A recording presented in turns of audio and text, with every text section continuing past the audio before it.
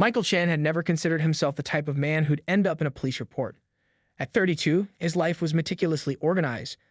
A software engineering job that paid well enough to afford his modest two-bedroom townhouse in Oakwood Estates, a 5-year-old Audi he'd saved for 3 years to buy, and a peaceful existence that consisted mainly of coding, hiking on weekends, and the occasional dinner with friends.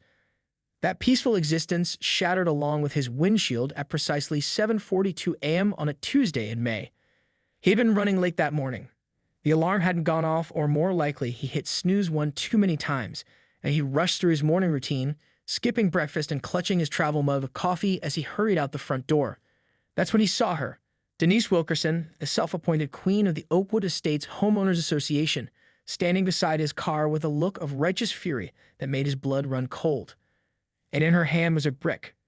"This is what happens," she was saying, her voice carrying across the quiet morning air, "when people think the rules don't apply to them." The brick arced through the air before Michael could process what was happening. It hit the windshield of his Audi with a sickening crack, spider-webbing the glass in an instant. The coffee mug slipped from Michael's fingers, splattering across the walkway. "What the hell are you doing?" he shouted, running toward his car. Denise didn't flinch. Instead, she reached down to a small pile of bricks by her feet, bricks Michael recognized from the community garden she spearheaded last summer, and picked up another one. "Your car doesn't belong here," she said, her voice eerily calm despite the wild look in her eyes. "You were told 3 times about parking violations. The board voted. You've had your chance." The second brick hit the hood with a dull thud, leaving a deep dent in the metallic gray surface. Michael's mind raced, trying to make sense of what was happening. Yes, he'd received notices, something about his car extending 6 inches beyond his designated parking spot, but he dismissed them as the petty bureaucracy that had made the HOA infamous among residents. He hadn't expected this. "Stop. Are you insane?" he yelled, pulling out his phone with shaking hands. "I'm enforcing the covenants that you agreed to when you moved in," Denise replied, reaching for a third brick. Section 7, paragraph 4, vehicles must be contained entirely within designated spaces. The fine is $50 per day, which you've ignored for 16 days now. That's $800, Mr. Chen. A small crowd had begun to gather, neighbors in bathrobes and business attire watching in stunned silence as the HOA president systematically destroyed Michael's car. "I'm calling the police," Michael said, pressing the emergency numbers with trembling fingers. Denise laughed, a high, brittle sound that sent chills down Michael's spine. "Go ahead. I've already called them myself. They understand that I'm within my rights to enforce property regulations." Something in her voice made Michael look closer. Her usually immaculate appearance, she was famous for her designer pantsuits at board meetings, was disheveled. Her gray blonde hair was unwashed, her eyes bloodshot. This wasn't just the Denise who'd lecture him about his bird feeder being 2 inches too tall, or the hedges being trimmed to exactly 36 inches. This was something else entirely. "Ma'am, please put down the brick," came a stern voice from behind them. Michael turned to see Officer Ramirez, a cop who frequently patrolled their neighborhood, hand resting cautiously on his holster. A second police car pulled up behind the first, lights flashing. "I called you," Denise said, brick still in hand. "I reported the violation." "Yes, ma'am, we received your calls," Officer Ramirez said carefully. "All 7 of them since midnight. Now I need you to put the brick down so we can talk about this situation properly." Michael stood frozen, watching as the situation escalated from neighborhood dispute to something that felt increasingly dangerous. In the 18 months he'd lived at Oakwood Estates, he'd heard rumors about Denise, about her divorces, about the medications she supposedly took, about the way she turned the HOA into her personal fiefdom, but he never imagined it would come to this. And as the morning sun climbed higher in the sky, illuminating the wreckage of his car and the growing crowd of neighbors, Michael realized that this was only the beginning. The next 45 minutes unfolded like a surreal neighborhood theater production. Officer Ramirez continued his careful negotiation with Denise, who still clutched the brick as if it were a precious artifact. The second officer, a younger woman whose nameplate read Martins, quietly directed the growing crowd of neighbors to step back, establishing a perimeter around the scene. "Mrs. Wilkerson," Ramirez said, using the formal title Michael had never heard anyone use for Denise, "I understand you're concerned about HOA violations, but property damage isn't the way to handle this." "I sent certified letters," Denise replied, her voice rising. "I followed procedure. No one listens. No one respects the rules anymore."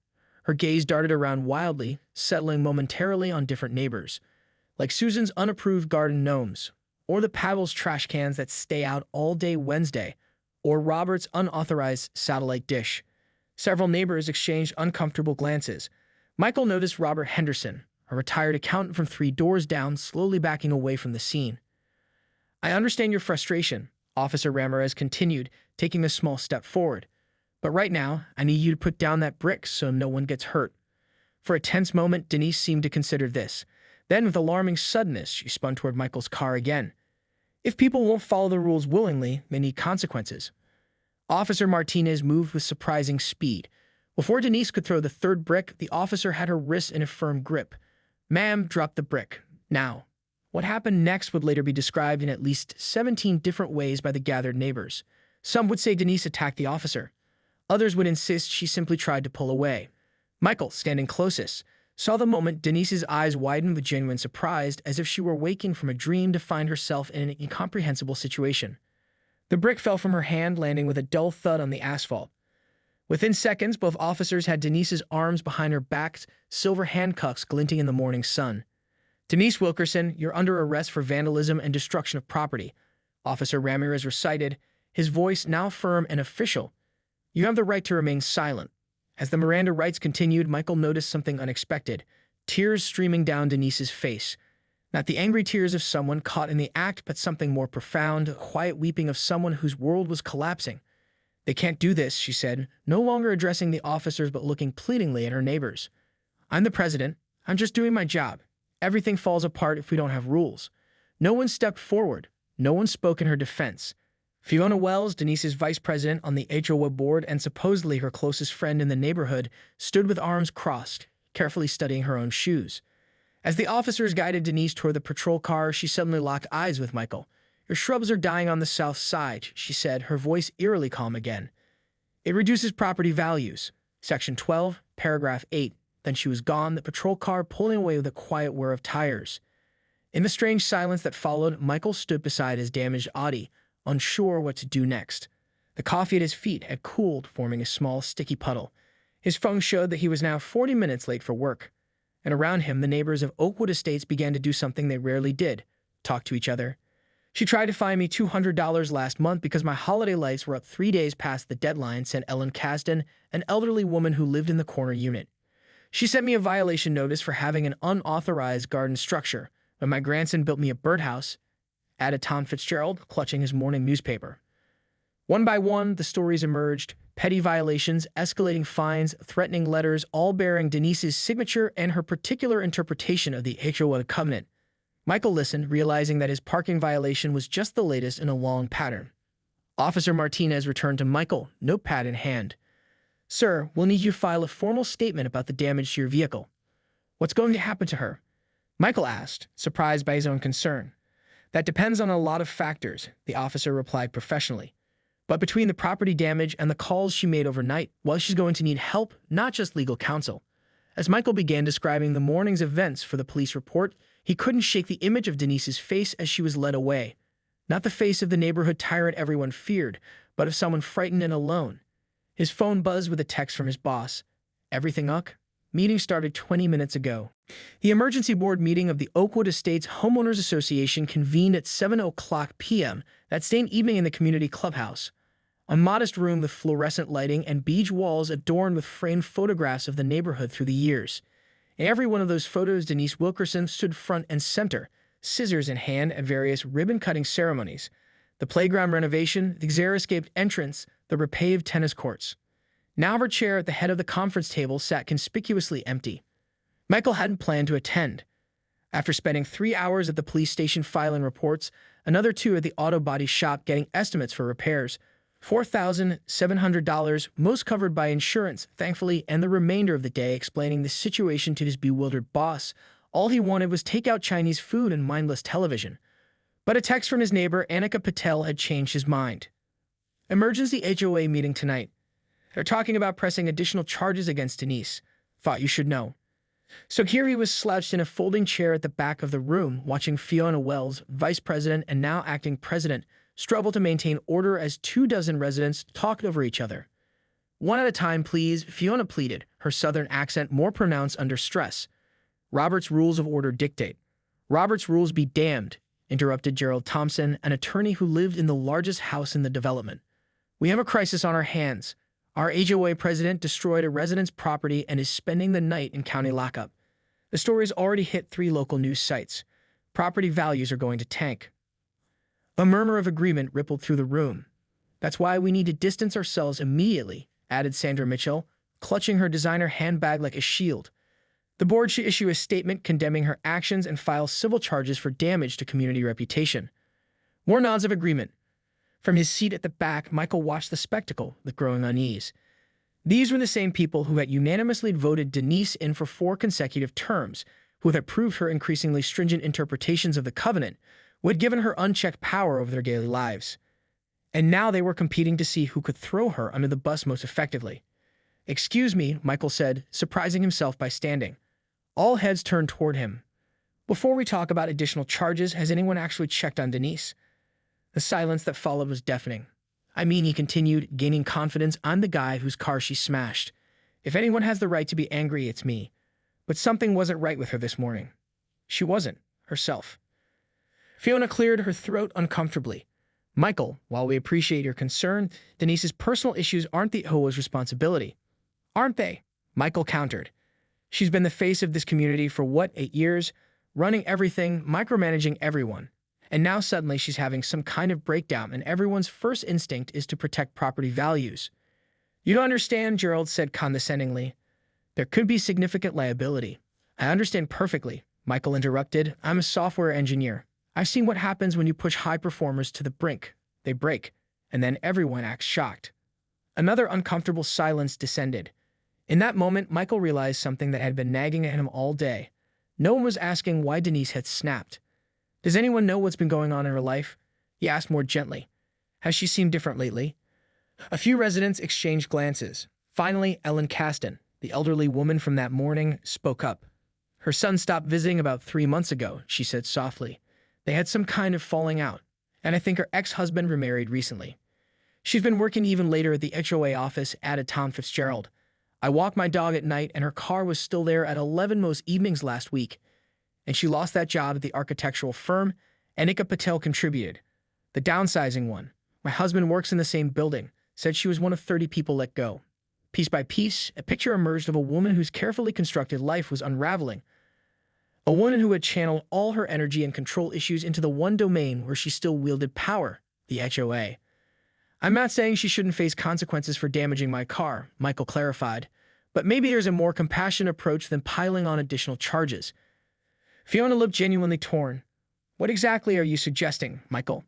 He hadn't planned this far ahead, but words came nonetheless. What if, instead of a... The county detention center looked nothing like the imposing fortress Michael had imagined. Instead, it was a surprisingly unremarkable building of beige brick and tinted windows that could have passed for a DMV office or a community college administration building. Only the razor wire glinting in the morning sunlight gave away its true purpose. Michael sat in his rental car, a forgettable navy sedan that felt nothing like his Audi, and tried to remember why he'd thought this was a good idea. Beside him, Marcus slouched in the passenger seat, his face a careful mask of teenage indifference that didn't quite conceal his anxiety. "You don't have to come in," Michael reminded him for the 3rd time. "I can handle this part." "I'm not a little kid," Marcus replied, the edge in his voice betraying his 16 years. "Besides, this was my idea." It had been, surprisingly. After a night of stilted conversation over pizza and video games, Marcus had abruptly asked over breakfast, "So what happens to her now?" When Michael explained the bail hearing scheduled for that morning, Marcus had said simply, "We should go." The "we" had caught Michael off guard, especially after the boy's repeated insistence that he wanted nothing to do with his mother. But something had shifted overnight, some quiet recalculation that Michael recognized from his own internal struggle. Now they were here 15 minutes early for the 10 o'clock a.m. hearing, and they're quite ready to exit the car. "I called my dad," Marcus said suddenly, breaking the tense silence. "Last night, after you fell asleep." "Oh." Michael kept his tone carefully neutral. "What did he say?" Marcus picked at a loose thread on his jeans. "He said he can't deal with her drama anymore. Said that's why he moved to Phoenix." A bitter smile twisted his lips. "He suggested I apply to boarding schools." Michael winced. "That's not very helpful." "Welcome to my life," Marcus replied with a shrug that carried the weight of years of disappointment. "Mom's crazy, Dad's checked out. It's fine. I'll be in college soon anyway." The casual way the boy dismissed his parents' failures made something in Michael's chest ache. He'd spent less than 24 hours with Marcus, but already he could see the bright, wounded person beneath the typical teenage posturing, a kid forced to become the adult in his family far too early. "Let's go in," Michael said, making the decision. "Whatever happens, at least your mom will know you showed up. That counts for something." Inside, they navigated security and were directed to a small courtroom where bail hearings were processed with assembly line efficiency. Denise's case was third on the docket. While they waited, Michael noticed a familiar face slipping into the back row. Fiona Wells, the acting HOA president. She nodded curtly to Michael, her expression unreadable. "Who's that?" Marcus whispered. "Your mom's vice president from the HOA," Michael explained. "I'm surprised to see her here." Before Marcus could respond, a side door opened and Denise was let in. The transformation from the previous day was striking. Gone was the disheveled, wild-eyed woman who had attacked Michael's car. In her place stood a diminished figure in an orange jumpsuit, her hair pulled back in a severe ponytail, her face stripped of makeup and blotchy from crying. Without her usual armor of designer clothes and perfect grooming, she looked smaller, somehow more vulnerable. Her gaze swept the small gallery, freezing when she spotted Marcus. Her carefully composed expression crumpled for just a moment before she visibly steeled herself, straightening her shoulders and lifting her chin, the same posture she'd adopted at countless HOA meetings when facing opposition. The hearing itself was brief. The charges were read: criminal mischief, vandalism, destruction of property, and most seriously, resisting arrest. Denise's court-appointed attorney argued for release on her own recognizance, citing her lack of prior record, community ties, and stable residence. The prosecutor countered with the erratic nature of the behavior, the overnight calls to police, and the violent outbursts when confronted by officers. The judge, a tired-looking woman who had already processed 20 cases that morning, split the difference: $5,000 bail, with conditions including a psychiatric evaluation and a restraining order keeping Denise at least 100 feet from Michael and his property. When it was over, Denise was led back through the side door. The entire process had taken less than 15 minutes. "That's it?" Marcus asked, confusion evident in his voice. "What happens now?" "Now we post bail," came Fiona's voice as she approached them. She clutched an oversized designer handbag and wore an expression of grim determination. The HOA board voted last night. We're covering her bail and initial legal expenses. 3 months later, on a warm Saturday afternoon in August, the residents of Oakwood Estates gathered in the community clubhouse for what the newly drafted bylaws called a community check-in. A far less formal affair than the old HOA meetings. Folding chairs had been arranged in a circle rather than rows, and a table of refreshments sat against one wall, Susan Lee's homemade lemonade the centerpiece. Michael arrived a few minutes late, having spent the morning at the body shop picking up his Audi. The repairs had taken longer than expected, parts delays and insurance complications, but the car was finally restored to its pre-brick condition. As he slipped into an empty seat, he noticed that attendance was nearly double what it had been at the old meetings. "Glad you could make it," Anika Patel whispered, sliding over to make more room for him. "We're just getting to the community garden proposal." At the center of the circle stood Tom Fitzgerald, retired accountant and newly elected head of the garden committee, pointing to a display board with a rough sketch of raised beds and meandering pathways. The idea, he was explaining, is to replace the old community garden, which frankly only 3 people ever used, with something more inclusive.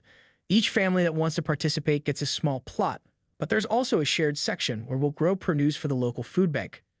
"And what happens to the brick border?" someone asked. A ripple of uncomfortable laughter spread through the room. Everyone knew the original brick border had been the source of the bricks Denise had used on Michael's car. "Actually," Tom replied, "I'd like to address that directly. We're proposing a new stone seating area with permeable pavers instead of traditional bricks. More environmentally friendly and, well, less likely to become projectiles." More laughter, less uncomfortable this time. Michael smiled, impressed by how directly Tom had addressed the elephant in the room. It was emblematic of how the community had changed over the summer. More honest, less concerned with appearances, more willing to acknowledge the messy realities of human coexistence. As the discussion continued, Michael found himself only half listening, his attention drawn to the changes in the people around him. Fiona Wells, who had stepped up as interim president after Denise's arrest, had surprised everyone by dismantling much of the power structure Denise had built. She'd established committees instead of a hierarchical board, proposed term limits, and recommended simplifying the covenant from its previous 78-page opus to a more reasonable 15 pages of essential guidelines. Susan Lee's garden gnome collection had expanded to include a miniature Zen garden and what appeared to be gnome representations of various neighborhood pets. No one complained.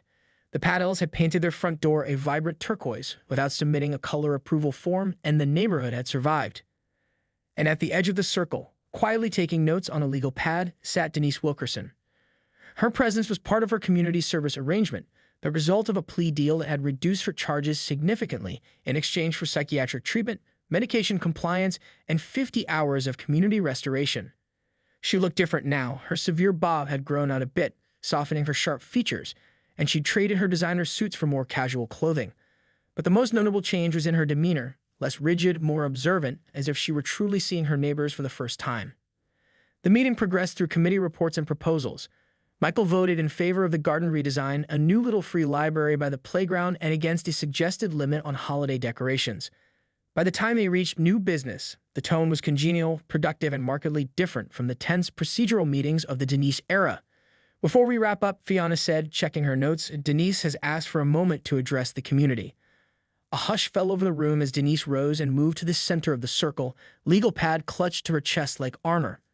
Michael felt a surge of sympathy at the nervousness evident in her posture. Hashtag HOA Karen attacked my car with bricks and got hauled off by the cops.